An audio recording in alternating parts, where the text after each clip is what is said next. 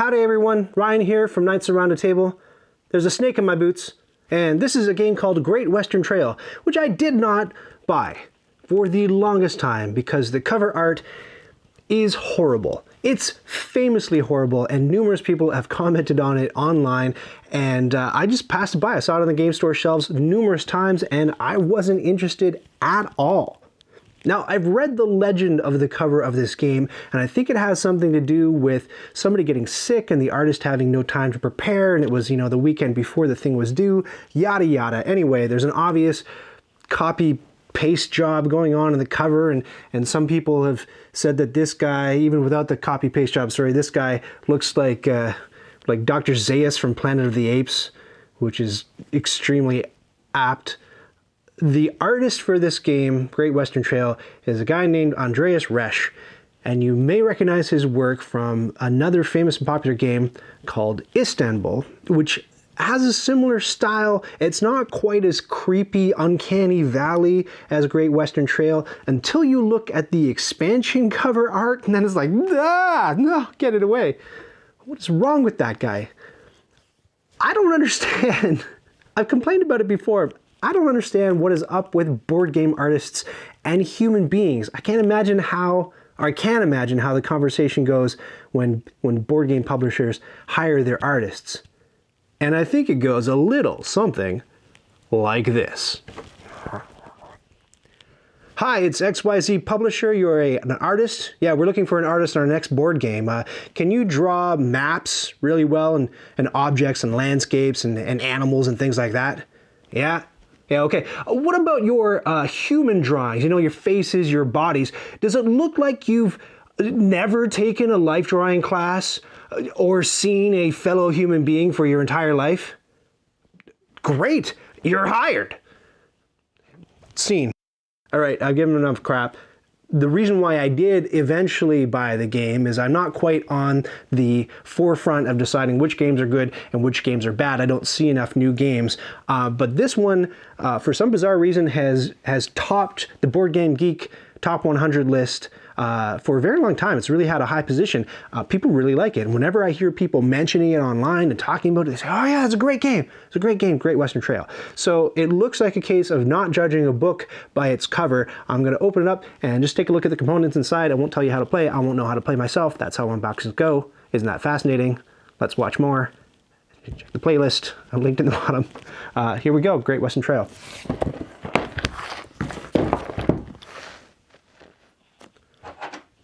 Here's my knife.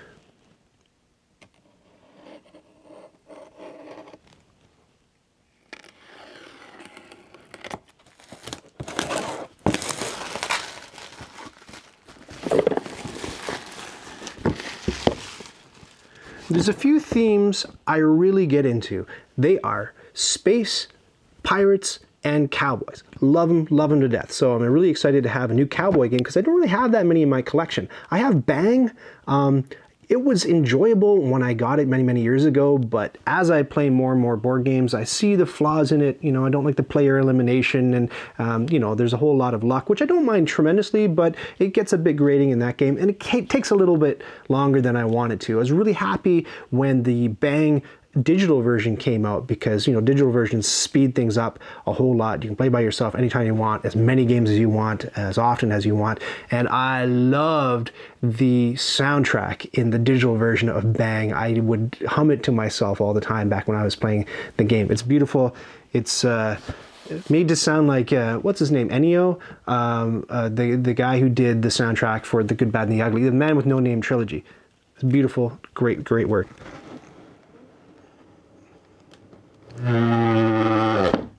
Whoa! You know what? Box fartometer, that's going to rank about a 6. 6 on the box fartometer. I know you all look forward to that. Right off the top, a lot of sheets to punch out, coins, things, tiles. Not to fault Andreas Resch, the artwork, if he did the rest of this stuff, looks really good. Got more of the creepy faces from the front of the box. Now there's Dr. Zaius himself on these little tiles.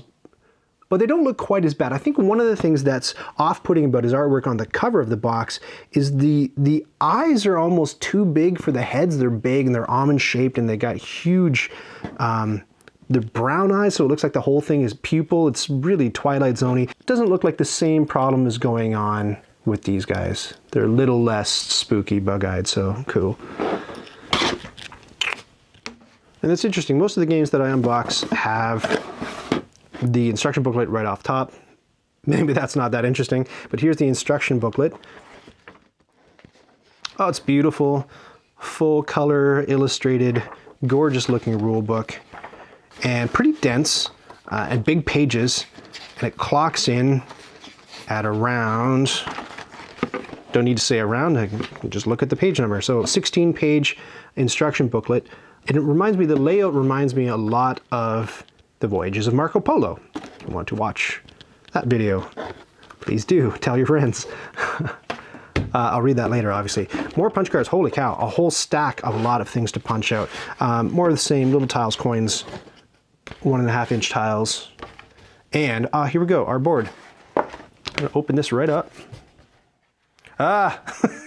They're like, I don't know, boss, the artwork looks kind of creepy and weird. Well, okay, let's make sure that we put it on absolutely flipping everything. You sure we just don't want to leave the back of the board just black? No, put that crazy bug-eyed cowboys on the back. Oh, okay, sure. Whatever you say. Here is the board.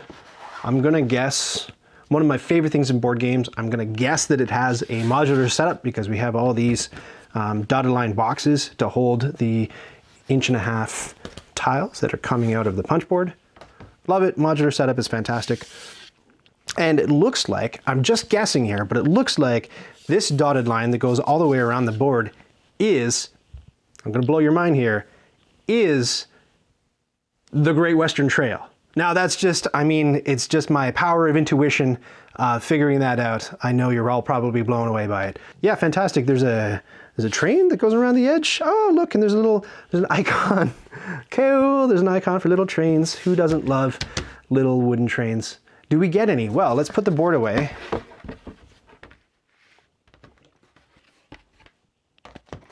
And see if there's little tiny trains in the bag. Here's our bag of wood. And yes, in fact, I'll dump all this out. There is, in addition to discs and, oh my gosh, I'm dropping things everywhere, and little cowboy cattlemen, little cattle rancher herder things, there are little tiny wooden trains in everybody's player color. Adorable, love it. Oh, and little wooden cubes as well. So standard components, except I've never seen these little cattlemen in any other game, or these trains actually, so you've got some unique pieces there. As far as insert goes, box insert, I mean, there's nothing exciting about this. It's a standard thing. They like to put these two bolsters here to have just a gigantic well in the middle where you just dump all your crap. A scoring sheet. I always get nervous when games use these scoring sheets because they're obviously consumable and you never get them back, but I have never played a game with the scoring pads so often that I've run out and needed to buy another one. So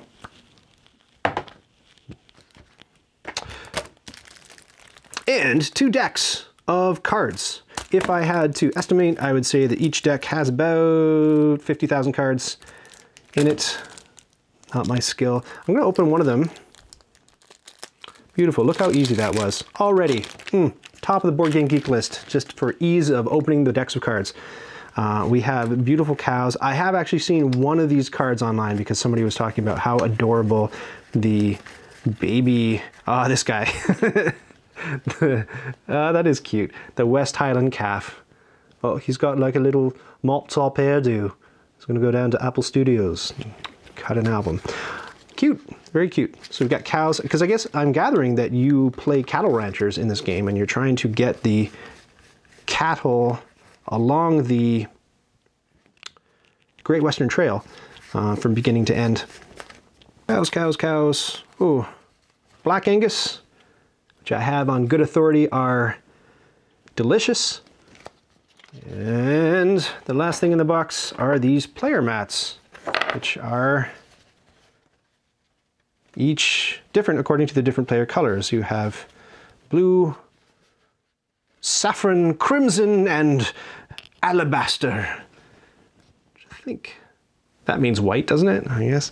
They're beautiful, great illustrations, nice iconography. But of course I won't know until I crack open the instruction booklet to figure out how to play. That's everything that's in the box. Everything looks beautiful. Everything's nice and thick card, nicely illustrated, good board. I don't know about the back and what they were thinking, but other than that, it looks great. I just have one modification to make to the front of the box.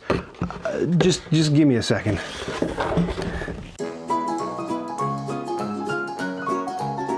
Yes, looks great. Andreas Resch, give me a call. You and I would be a match made in heaven. Did you just watch that whole thing? Oh, hey, to 100% this video, click the badge to subscribe and then click the bell to get notifications when I've got new stuff.